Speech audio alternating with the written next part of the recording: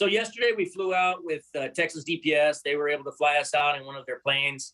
They're making daily trips out there yesterday. Or they're making daily trips out there every day from the San Antonio airport. And so we just hitched a ride with an existing flight. Once we got there, we were able to land at an airstrip that they have access to. We were there in the hangar with them, with the DPS pilots, until a helicopter became available, and we hitched a ride with one of the helicopters as they were going about one of their regular patrols. And what we saw was pretty eye-opening.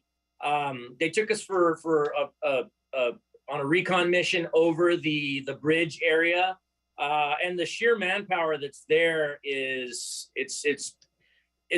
we were pretty awestruck by the sheer numbers of federal agents from Border Patrol and of course state troopers from DPS that were there. They're doing a great job of handling the sheer mass of the sea of humanity, I'll call it, that's coming across from the border. Now, the number that was there yesterday, I believe, was between 8,000 and 10,000. That was how many folks were staying under that bridge at that time. But there's a steady flow of people back and forth. While we were there, we could actually see down below, although we never got on the ground, we could see down below that there's a rope that somebody fashioned from one bank of the river to the other, and foot traffic is going back and forth. So what they're doing is they're wading through the river, but they're using the rope as a guide to kind of walk themselves through to keep their balance. It's kind of like a railing, so to speak. They're grabbing food from the Mexican side and then coming back over to the American side. And so it's just pretty much of a free flow. There's really nobody impeding their movement one way or the other that we could see. We could see that the troopers and the agents that were out there were just kind of monitoring the movements, but really making no move to interfere, to stop them in any way. We also saw, and we weren't sure what this was, but we saw an airboat, an airboat on the Mexican side of the river being put into the water and then patrolling, but we don't know who that was, if it was Mexican authorities or what. Not to mention, you still saw the normal, what the DPS pilot described to us as just people, regular recreation, people just using the river for hanging out, fishing, doing whatever. So that's still out there as well. Some of the scary takeaways, to be quite honest with you, is that the folks that we were with were describing to us that, look, all of our efforts are concentrated here. So we really don't know with any degree of certainty what's going on a mile that way, or 10 miles that way for that matter. So much effort is being concentrated on this area here. So that was one of the takeaways from it, is just that we're taking our eyes off other parts of the river, other parts of the border, to make sure that these folks that are here, this big mass of humanity is safe and sound. There is no police presence that I could see under the bridge itself. It's set up like a shanty town. There's tents and shacks and whatnot. These folks, pretty resourceful people. They're using the sugar cane from the riverbank to put up tent poles, and they're making their own shanty town. But the scary part is that there's really no law enforcement presence under the bridge. No way to tell what's going on under the bridge, whether people are committing acts of violence or anything under there. I mean, obviously there's law enforcement presence within earshot, within eyeshot, but they're not in there waiting amongst the people. I asked if disease was a concern. Obviously it is. We don't know exactly who these people are. The vast majority of them are from Haiti. The vast majority of them, I'm sure, are great people that are just here to look for a better life. But there really is no way to tell at this point, absent a whole lot of vetting, if there are some bad actors in there, or if there's people from hostile nations that are intermingling with these folks from Haiti. And so there really is just no way to tell. Being a curious person, I said, well, what's to stop other countries then from cleaning out their prisons, just sending every prison inmate in the country toward the United States? And I was told there really isn't a way to tell that, and really no way to prevent it at this time. Now, I was told that they are basically bringing people in, vetting them, and then deporting a lot of the folks right back to their country of origin. While I can see where that would be problematic for those folks, some of the things that I was told is that these people, interestingly enough, didn't just decide last week to pop up in the United States. Some of them have actually been on this road for 4 years to get to the point where they are now. One story that I was told is that one man, and I can tell you that he's probably not the only one, paid upwards of $12,000 to be smuggled to the point where he is now. And so to him, I'm sure it's a big problem that he's being put on a plane and being sent back. Not to say I agree or disagree with that rationale of sending him back, but I could see where somebody like that it'd be a great cause for concern, because I'm sure $12,000 is not easy to come by in Haiti or in some of the other countries that we're dealing with. So it's interesting to see. We did see some government planes taking off from the small airstrip that we were in. Actually, we saw a government plane, what we thought was a government plane when we were leaving San Antonio, a plane flying out with what we thought was immigrants. It turns out, I believe that we were correct in that assessment. And then when we were on the ground in Del Rio, we saw several other government planes leaving, loaded up with folks as well. So those are just a few of the takeaways. I'll open it up to whatever questions you all might have for me.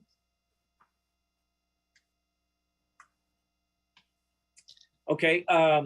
Puedo dar la información en español también. Ayer yo y el oficial Johnny García, nosotros fuimos de viaje para Del Río, para el punto de entrada en la frontera al sur con Del Río. Nosotros fuimos cortesía de la Policía Estatal, Texas DPS. Nosotros fuimos en un avión de aquí. Cuando nos íbamos de despedida de San Antonio, nosotros vimos un avión del gobierno. Se piensa que era del gobierno llevando inmigrantes, se supone para otra parte de aquí del aeropuerto de San Antonio. Pero también ya cuando llegamos al Del Río, en el avión, nosotros nos subimos a un helicóptero. Nosotros en esos momentos vimos otros aviones, se supone del gobierno, que iban llevando a personas, no se sabe a dónde, pero sí se sabe que los estaban llevando del Río en ese punto, en esos momentos.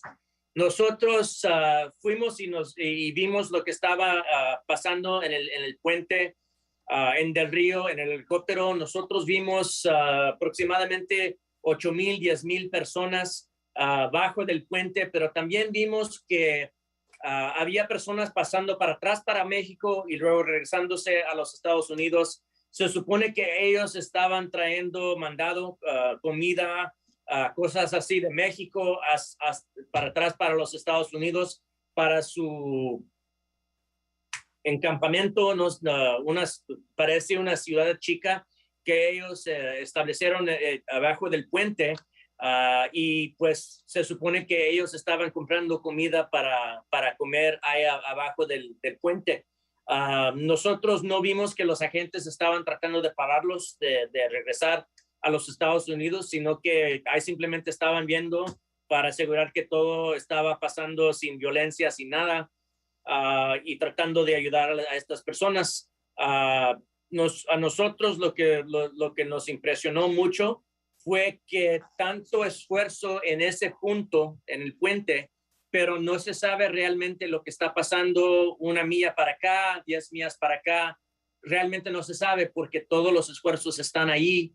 Entonces, eso para mí me quiere decir que eso me afecta a mi condado aquí. Entonces, por eso me da gusto poder decir que nosotros fuimos para allá para ver lo que está pasando, para ver cómo nos afecta aquí en el condado de Bexar. Asuntos de la frontera son asuntos de este condado. Entonces, todo lo que pasa allí tiene chance de afectarnos aquí a nosotros en el condado de Bexar. Entonces, por eso yo quise ver todo personalmente para poder averiguar qué se necesita aquí para proteger a mi condado. He estado hablando yo con otros sheriffes de otros condados que están alrededor del condado de Bexar. Y todos estamos trabajando juntos ahorita para asegurar que lo que está pasando allá no nos vaya a afectar de alguna mala manera aquí en nuestro condado. Any questions about the Hi, Sheriff. trip? Hi, Sheriff. It's Alejandra with WAIKBB. How are you? I'm good. How about you? Pretty good. I know you mentioned that you were there yesterday and the situation looked pretty calm, that the CBP agents were not impeding or stopping the families from going to either side. We have started seeing some of those agents on horseback treating some of these migrants with reins, what looks like to be whips, using them against them. Can you speak a little bit to that? And did you see any of that going on? Actually, the mounted patrol people that I saw were a bit further back. They were hanging back. So I don't know if we have pictures of the shot in question, but we did take some pictures there. So I think that area, I saw that same video you're talking about, Alejandra, and I think that's right there where I described that rope, where they're coming back out onto the riverbank on the American side. I think that's where that spot happened, where that incident happened. I didn't see any of that. So when we were there, we saw a line of white cars, and I don't know what B-roll they're showing you, if they're able to show you any of the B-roll that we shot, but there's a row of white cars that are there. I think those are Border Patrol vehicles. And then the horse patrol that I saw were basically on the other side of those vehicles. I don't really remember seeing any up close to the river. And I didn't recall seeing anybody interacting with the public. I did see one agent on horseback running at a gallop, but I think he was running up to meet up with another agent behind that line of cars. So I didn't see any of what we saw on TV yesterday as far as those tactics being employed. Hey, Sheriff, it's Mike with WOAI News. We know that this surge in Haitian migrants is coming at a time when there's also a lot of drugs, narcotics coming across the border. If there's a surge to Del Rio with law enforcement, you mentioned how that leaves other areas of the border less protected. What effect do you think that this will have on the drug trade in Bexar County? Well, so interestingly enough, Mike, yesterday, one of the things that we talked about with the troopers, I didn't really talk to any Border Patrol personnel. I talked to mostly state troopers, but they mentioned that a common tactic with smuggling groups is that they will have a group of people that, whether the people know it or not, they're going to be surrendered to law enforcement. So the coyotes know, okay, this group of people are going to be the quote unquote sacrificial lambs, right? We're going to surrender them to law enforcement. And then so they'll bring across a group of people that have paid money, by the way, but not knowing that they're going to be surrendered to law enforcement. But while they know that that's going to distract law enforcement, they will confront you with bodies that are going to be surrendered while they flank you with dope and other things. And so I asked the question, the obvious question that begs asking is, well, they're overwhelming us with huge numbers here. Could this be the diversion for something bigger? And they said, absolutely. But the thing that's scary is nobody really knows at this point, or at least they weren't telling us at this point, what's that other thing? Could it be dope? Could it be terrorist activity? We just don't know. And so we've got to be prepared on our end, since we know that the flanks aren't as covered as they should be. We've got to be prepared. So starting this weekend, when we heard about the Border Patrol checkpoints being unmanned, thankfully they're being manned now, but we became aware of it, and we put our highway interdiction folks. I do have highway drug interdiction folks that's what they do.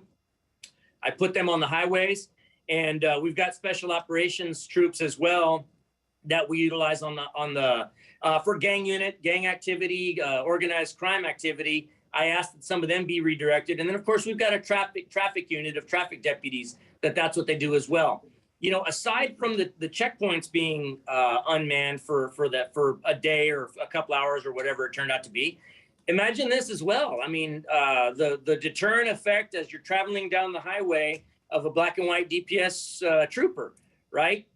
You're not going to speed as much because you see those very distinctive black and whites. Well, a good majority of those black and whites are now on the border, so that they're not out conducting their routine traffic enforcement. And so obviously that leaves the highways open to speeding or road rage or whatever it may be, that the deterrent effect that's usually there. So obviously our troops are taking great care to make sure that we're maintaining a more visible presence on the highways. So we've got our traffic unit on that. We've also got our patrol folks that I let my chiefs know this morning on patrol that, look, yes, definitely handle your calls for service on patrol, but if you've got any downtime, jump on the highway and just cruise around and make sure that by our visible presence, we're deterring bad actors on traffic enforcement as well. If you don't mind, I wouldn't mind transitioning over to our PSA. we produced a PSA a couple weeks ago. It's been in the works. That it's a Spanish language PSA. For those of you that don't understand what's being said, basically what this is a message from me to anybody that may be considering making a trip. Being moved over, undocumented immigrants being moved over into the country. I'm letting them know some of the hazards that exist and that this may not be the best situation for them. Basically, yesterday in hearing Director Mayorkas, a lot of what we put in our video are basically the exact same thing he was saying yesterday. And so I felt that it was timely to put out. So we'll go ahead and play that PSA for you all, and I'll open it up to whatever questions you might have.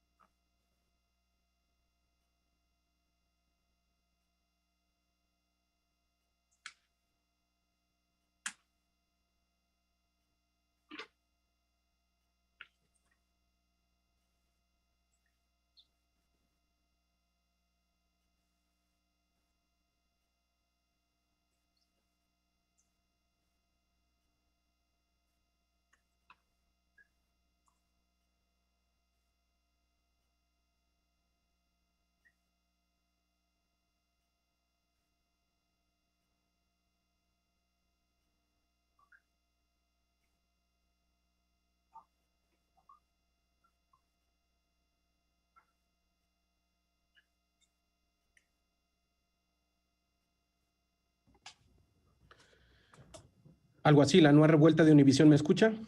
Yes, sir. Solo quiero hacerle una pregunta como ser humano y como oficial. ¿Qué impresión o qué opinión tiene? No sé si vio las fotografías de oficiales de Border Patrol en caballos, asustando inmigrantes, conteniéndolos, que ya le dieron la vuelta al país y que incluso la Casa Blanca anunció que va a girar una investigación. Cuando usted vio esas imágenes, ¿qué interpreta, qué siente como persona y como oficial? Bueno, no puedo comentar mucho en eso porque pues realmente nuestros caballos que nosotros usamos en patrulla no están entrenados para eso, para ese tipo de actividad. Y pues por razones obvias, uno puede lastimar a una persona que está a pie. Entonces, para nosotros no usamos nuestros caballos así. Sí los usamos en patrulla de vez en cuando, pero no se trata de prevenir la entrada a ninguna parte. Entonces, no es algo que yo no puedo comentar mucho en eso. Were y'all able to watch that PSA? Okay. We did, but there wasn't any sound. There wasn't any sound? I mean, I don't know if it played for others, but it didn't play for us. No. Sheriff, one quick question, though, while you guys work out the sound, hopefully we can watch that again. Theoretically, how soon could these drugs make it here into our own backyard in Bexar County? Well, it's about on different parts of the border, anywhere from an hour and a half to 3 hours. So you know, it's not very long at all. You know, one of the concerns on Saturday when I was talking to my chiefs about the checkpoints not being manned for a little while, one of the things that was mentioned, well, is not all drugs that are coming through San Antonio right now came straight from the border. Many times what they'll do, for example, is just to give you round numbers, maybe they're only able to cross over 100 pounds of drugs, any given drug at any given time. Well, what they'll do is they'll cross 100 pounds and then another 100 pounds and another 100 pounds, and they'll warehouse it somewhere between here and the border. So let's say Dilley, Cotulla, you know, Carrizo Springs, wherever, anywhere between here and the border, there may be warehouses, stash houses, where they're saving these 100-pound loads until such time as they get 2,000 or 3,000 pounds together, and then they make the trip further inland. Well, we got to talking amongst our chiefs, and a lot of my chiefs and I have all worked in undercover assignments, narcotics assignments. Some have been federal agents, and said, well, I guarantee you right now, as we speak, warehouses are being emptied out, and they're probably throwing them into a U-Haul and heading this way. And so that was why we made it a point to get that increased presence out on the highways. So to answer your question, it really takes no time at all for drugs to get here from the border. Sheriff, this is Vanessa Croy from KENS 5. I have a quick question for you. Yes, ma'am. Galveston County has some constables, deputy out in Kenny County, and with the checkpoints being closed, a lot of DPS have been sent. I mean, hundreds of DPS are in Del Rio right now. Do you have any plans to send any Bexar County deputies either to Valverde County or the outlying counties that may be even more affected now with less law enforcement patrolling the highways? Do you have any plans to send any Bexar County deputies to lend assistance? I at this point, no. As a matter of fact, I've been in communications with outlying sheriffs. As a matter of fact, this morning I spoke to Sheriff Joe Frank Martinez about that very thing, and he's indicating they've got what they need over there.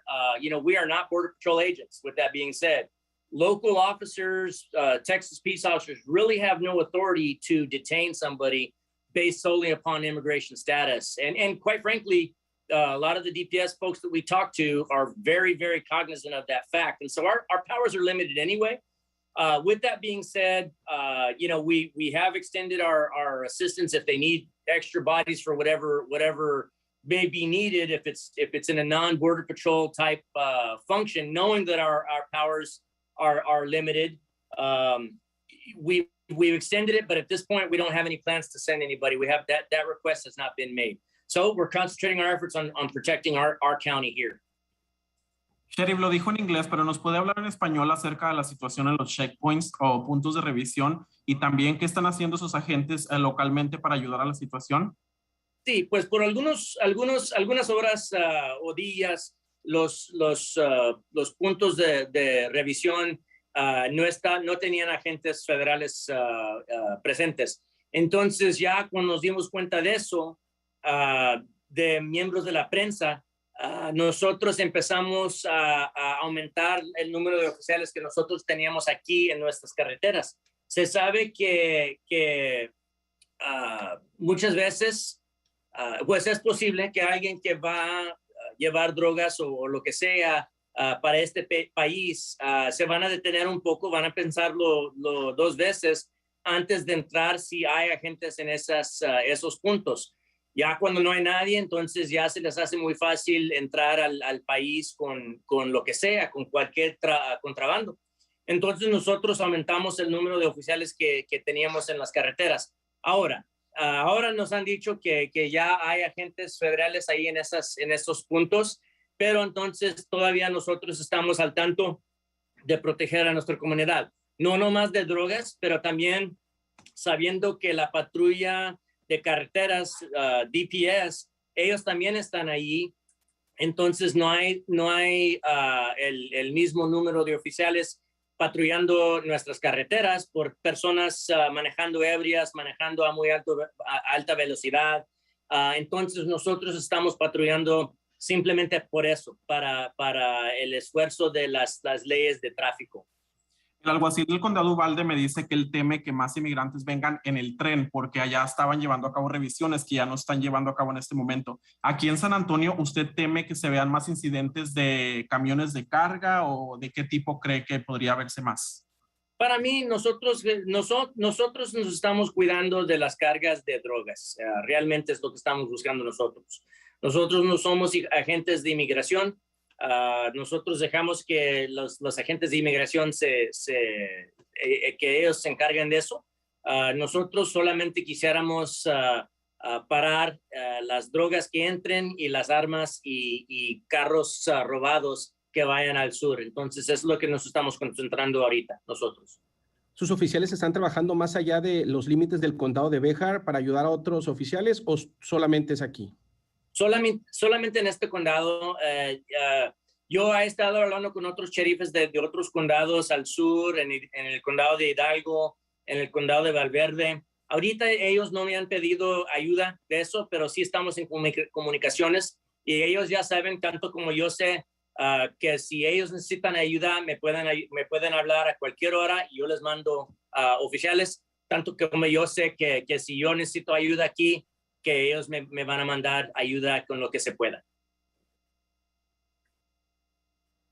Okay, well, we apologize that the PSA wasn't able to be, you weren't able to hear it. Sorry. On Facebook, it was good. Okay, on Facebook, it was good. For the members of the media that were trying to watch it on Zoom, we're actually going to send that PSA out shortly. I am going to ask the Spanish-speaking media to try to help us distribute that to the South. If you all have any national links with the media, which I know you all do, we're going to ask that you consider helping us to distribute that to your national news desk and help us get the information out. Again, the goal here overall is to let people know that just crossing over is not a good idea. You're facing arrest on misdemeanor charges. I've got my own opinion on that as well. But you're also putting yourself at the mercy of these coyotes that don't care about human life. We heard a couple of horror stories yesterday from some of the DPS folks that we were with of horror stories that they know of, where these coyotes will drive undocumented immigrants around just there right by the border. They think they're making the trip to further inland, and then at one point the coyotes will stop the 18-wheeler, the tanker truck, or the U-Haul, or the car, or whatever it is, and say, all right, you guys walk this way 10 miles and you're in Houston. And these people have no clue that they're actually about 350 miles away from Houston. They'll start walking disoriented, no water, and very soon they succumb to the elements. And next thing you know, we've got either a dead person or several dead people out in the middle of the desert, and they may not be found at all. And so that's exactly what I'm trying to prevent by putting this information out. Do I feel like my PSA is going to miraculously stop folks from putting themselves at risk? Well, no, I'm not naive enough to believe that, but maybe it'll help 1 or 2 or 100 people think twice before putting themselves in the hands of these coyotes. We saw what happened last week. I mean, those 2 little kids that were left abandoned on the side of the river. That's the kind of thing I'm trying to prevent.